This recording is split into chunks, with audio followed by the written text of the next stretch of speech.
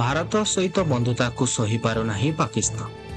ଆତଙ୍କୀ ଅଡ୍ଡା ଭାବରେ ସବୁଆଡେ ଚର୍ଚ୍ଚାରେ ରହିଥିବା ପାକିସ୍ତାନ ପୁଣି ଭାରତ ଉପରେ ପରୋକ୍ଷରେ ଟାର୍ଗେଟ କରିଛି। ମଧ୍ୟରାତ୍ରିରେ ଆଫଗାନ ଉପରେ ଆଟାକ୍ କରିଛି ପାକିସ୍ତାନ, କିନ୍ତୁ ମୂଳ ନିଶାନା ହେଉଛି ଭାରତ। ଭାରତ ଆଫଗାନିସ୍ତାନର ଏହି ସମ୍ପର୍କକୁ ବିଲକୁଲ ମଧ୍ୟ ସହିପାରୁନାହିଁ, ଯାହାକୁ ନେଇ ଏପରି କିଛି ଆକ୍ରମଣ କରିଛି। ଯେଉଁ ସମୟରେ ଆଫଗାନିସ୍ତାନର ତାଲିବାନ ମନ୍ତ୍ରୀ ଭାରତ ଗସ୍ତରେ ରହିଥିଲେ, ଆଫଗାନିସ୍ତାନର ରାଜଧାନୀ କାବୁଲର ଅବଦୁଲ ହକ୍ ସ୍କୋୟାରରେ ପାକିସ୍ତାନ ପକ୍ଷରୁ ଏହା ଷ୍ଟ୍ରାଇକ୍ କରାଯାଇଛି। ବ୍ୟକ୍ତିଙ୍କ 2253 ଶବ୍ଦର ନାମ ବିଶ୍ୱ ରେକର୍ଡ ସୃଷ୍ଟି କରିଛି। ଗୋଟିଏ ନାଁରେ 2253 ଶବ୍ଦ। କଥାଟା ନିଶ୍ଚିତ ଆପଣମାନଙ୍କୁ ଆଶ୍ଚର୍ଯ୍ୟ କରୁଥିବ, କିନ୍ତୁ ଏହା ଏକଦମ ସତ କଥା। ଅନେକ ସଂସ୍କୃତିରେ ଲମ୍ବା ନାଁ ଗୁରୁତ୍ୱପୂର୍ଣ୍ଣ ଭୂମିକା ଗ୍ରହଣ କରିଥାଏ, ଯାହା ପରମ୍ପରା ଏବଂ ସାମାଜିକ ଗଠନକୁ ପ୍ରତିଫଳିତ କରିଥାଏ। ଦକ୍ଷିଣ ଭାରତରେ ନାମଗୁଡ଼ିକ ପ୍ରାୟତଃ ଗ୍ରାମ, ପିତାଙ୍କ ନାମ ଏବଂ ପ୍ରୟତ ନାମକୁ ଅନ୍ତର୍ଭୁକ୍ତ କରିଥାଏ।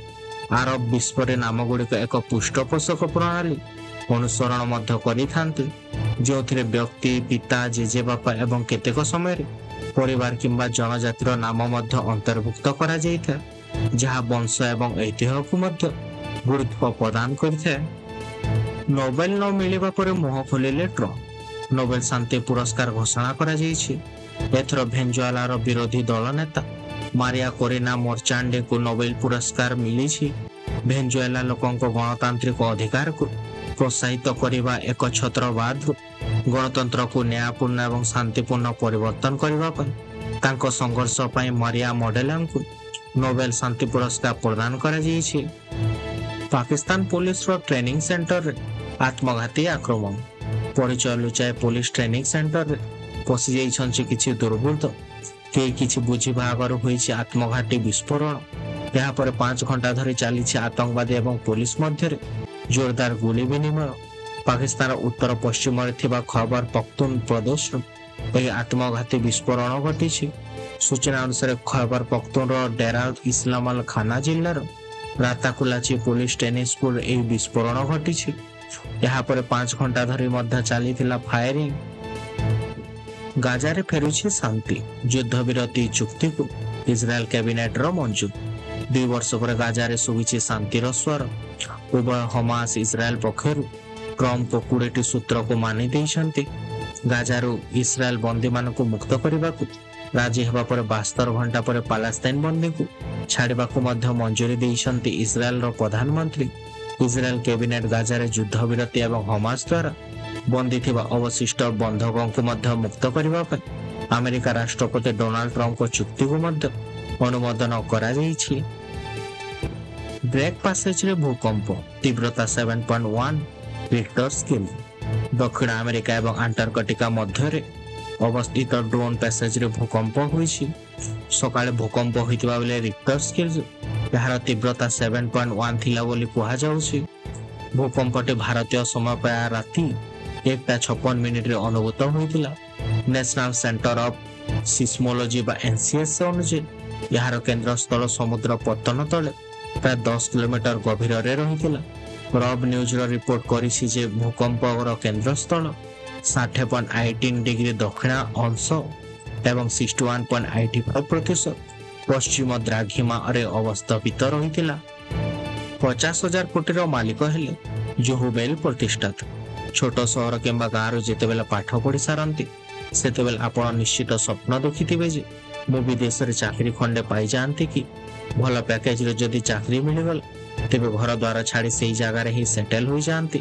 କିନ୍ତୁ ଶ୍ରୀଧର ଭେମ୍ବୁଙ୍କ କଥା ପୁରା ଅଲଗା ରହୁଛି।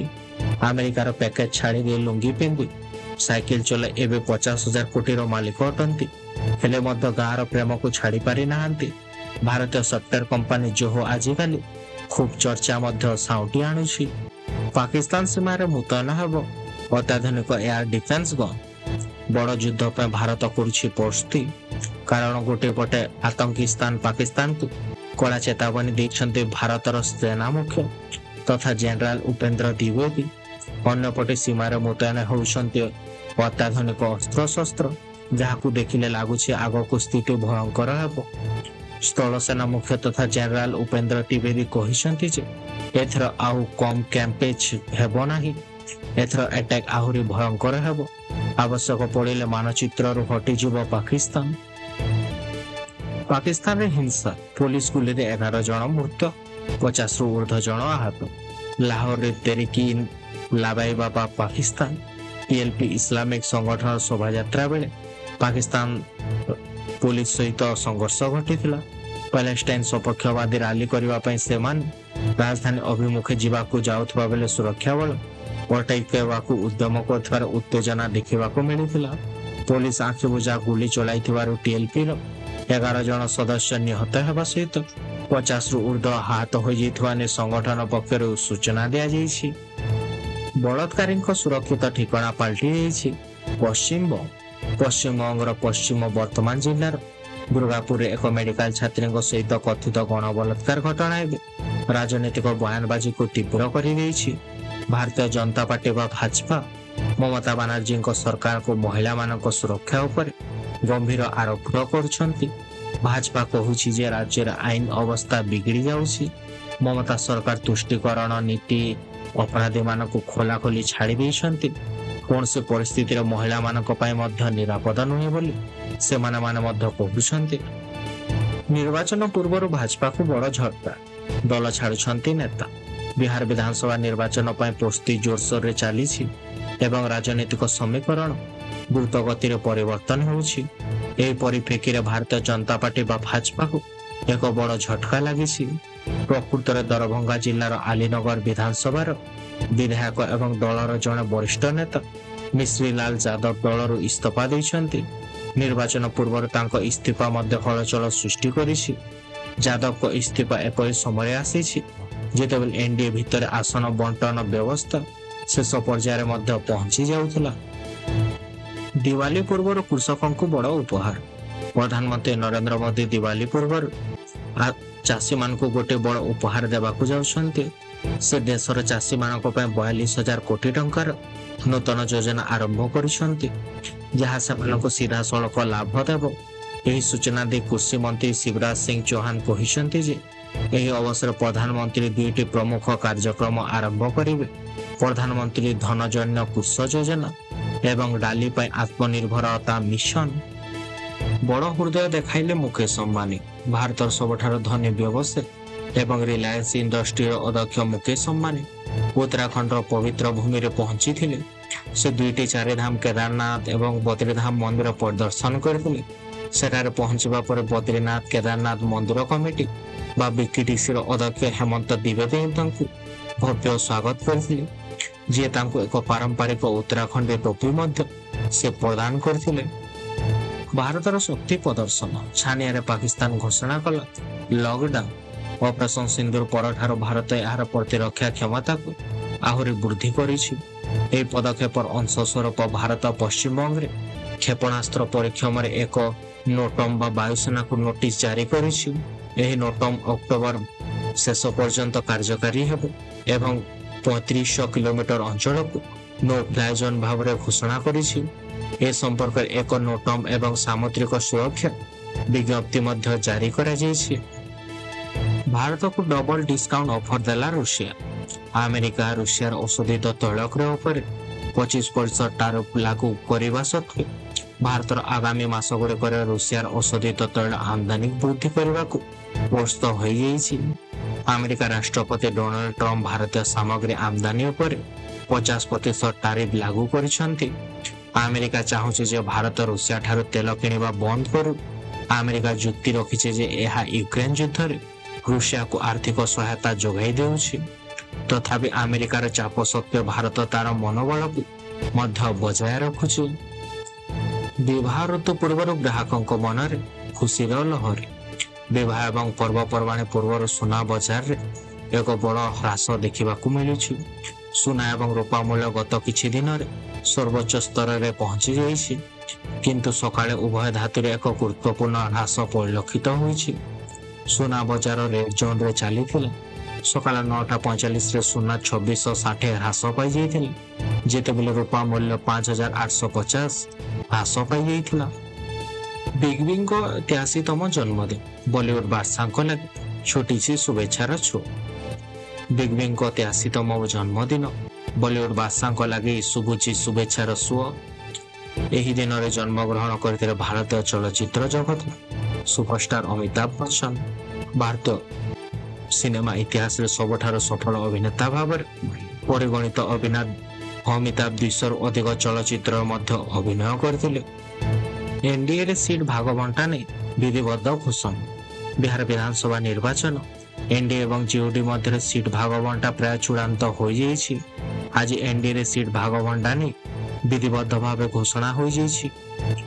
मोट 243 आसन जीओडी को सर्वाधिक 102 आसन मिलता नहीं चर्चा हो। द्वितीय रही बीजेपी को जीओडी गोटे कम आसन बा 101 आसन रे लड़ब। चिराग पासवान को एलजेपी को 25 आसन दि जापरि जितेन राम मांझी बा हाम को 8 आसन लड़े। नवेम्बर 1 रु चीन विरुद्ध रे लागू हेब 100% टारिफ। चीन विरुद्ध रे अमेरिका राष्ट्रपति डोनाल्ड ट्रंप को आउ एक बड़ पदक्षेप देखा मिलुछि। आसंता नवेम्बर 1 रु चीन विरुद्ध रे अमेरिका लागू करिब 100% टारिफ। ए घोषणा जो प्रभावित हेब चीन रो रप्तानी।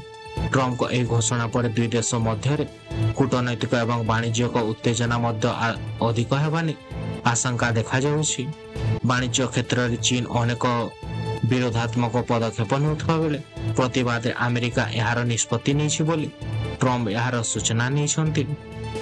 आसाम गायक जुबिन गर्ग मृत्यु मामला 2 पीएसओ गिरफ। दिन को दिन बड़ होबार लगुच आसाम गायक तथा जुबिन गर्ग मृत्यु मामला। जुबिन को 2 व्यक्तिगत निरापत्ता अधिकारी को गिरफ कर आसाम पुलिस। से माने नरेश परबरा एवं परेश वैश्य। दीर्घ दिन धरी जुबिन को सुरक्षा नियोजित रही चीफ जुडिशियल मजिस्ट्रेट को निकट में हाजर करा विरुद्ध में किसी आर्थिक अनियमिततार अभियोग आसवा पर सस्पेंड कर दिया जाइथिला। बैतरणी नदी टापुरे फसी 30 टिकिया हाथीपल। केन्दुझर जिलार बैतरणी नदी टापुरे अटकी रही 30 टिकिया हाथीपल। नदी पार होता समय टापुरे अटकी रही हाथी माने। पाटना रेंज तथा खैरी टांकरी जैक्सन 3 धारिया निकट में अटकी रही हाथीपल माने। पाटना रेंज अंचल कंजरिया रेंज को नदी पार होता बेले फसी जाइथिले हाथी माने। संभवतः उभय पार्श्वर लोकों भिड़ जो नदी पार हो पारना हाथीपल। हाथीपलंक उपर वन विभाग कड़ा नजर रखुची। पुरी पुलिस ऑपरेशन चक्र अभियान 6 जुआड़ी गिरफ। पुरी पुलिस ऑपरेशन चक्र अभियान रे जुआड़ी चढ़ाऊ होइछि। होटेल शुभम बीच रे चढ़ाऊ कर 6 जन जुआड़ी को गिरफ करिछि समुद्रकूल थाना पुलिस। प्राय 60,000 टंका सहित खेल सामग्री जबत होइछि। निज अंचल एभली जुआ खेल चलिथिबा देखिले तुरंत 112 को कॉल करंतु। निकटस्थ थाना रे जणाइबा को पुलिस पक्षर सूचना प्रदान करा जाइछि। ऑपरेशन चक्र अभियान रे ए जाय प्राय 80 जन जुआड़ी को गिरफ करिछि पुलिस। उपनिर्वाचन तारीख घोषणा पर उष्म राजनीति। नयापड़ा उपनिर्वाचन पर तारीख घोषणा पर निर्वाचन राजनीति बेल को बेल उष्म हेबारे लगुछि। बीजेडी सभापति तथा नवीन पट्टनायक खूब शीघ्र प्रार्थी घोषणा कर दैछन्ति। नयापड़ार दिवंगत विधायक राजेंद्र ढोलकिया प्रति नयापड़ावासी भल पाइबा रहुछि। तेणु बीजेडी विजय हेब बोली दल पक्षर कहुछि। 11 दिन बीतीगला धरा पड़े ना एसआई कलंकरी मास्टरमाइंड। कुआड़े गला शंकर पृष्टि, कुआड़े गला मुना देहाटी। केबे धरा हेबे एसआई नियुक्ति कलंकरी मास्टरमाइंड। पुलिस चाकरी बिक्री घटना 114 जन आशायी को बांधी बोहिबा नेउछंती पुलिस बा क्राइम ब्रांच। तदंत केवल सिलिकॉन पंच सब लिमिटेड भितर अटकी रहुछि। धरा पड़छंती मात्र 5 जन दलाल। गुजरात रो आईटीआई लिमिटेड बेआईन भाव सबलेटिंग कला सबु जानिथिला ओपीआरबी। आईपीएस पूरण कुमार को मृत्यु घटना विदा हेले रोहतक एसपी। आत्महत्यार 4 दिन पर हरियाणार अतिरिक्त पुलिस डीजी वाई पूरण कुमार को मृतदेह विवेचित करा जाइछि। एही मामला रे रोहतक पुलिस डीजी को हरियाणा सरकार पक्षरु हटाई दिया जाइछि। सेपटे तेजीछि राजनीति। कांग्रेस नेत्री तथा सोनिया गांधी मृत आईपीएस ऑफिसर को पत्नी को मध्य चिठी लिखि सांत्वना दैछन्ति। उद्घाटन कले 42,000 कोटी रु अधिक मूल्यर प्रकल्प। चाषी मानक पई 2टी बड़ महत्वाकांक्षी योजनार शुभारंभ करछन्ति प्रधानमंत्री मोदी। प्रधानमंत्री धन धान्य कृषि योजना डाली उत्पादन आत्मनिर्भरशील मिशन रो शुभारंभ करछन्ते। एही योजनार शुभारंभ करी प्रधानमंत्री कहिसन्ते जे एही दुईटी जाक योजना देशर लक्षाधिक चाषीଙ୍କ मुहरे हस फुटाई देबो। योजनार सरकार पाखापाखि 35,000 कोटी टंकार अधिक मध्य खर्च करिवे। बिहार रे 100 आसन रे प्रार्थी देबो।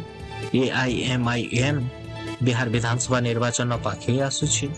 निर्वाचन आयोग मध्य तारीख घोषणा कर सारिछन्ति।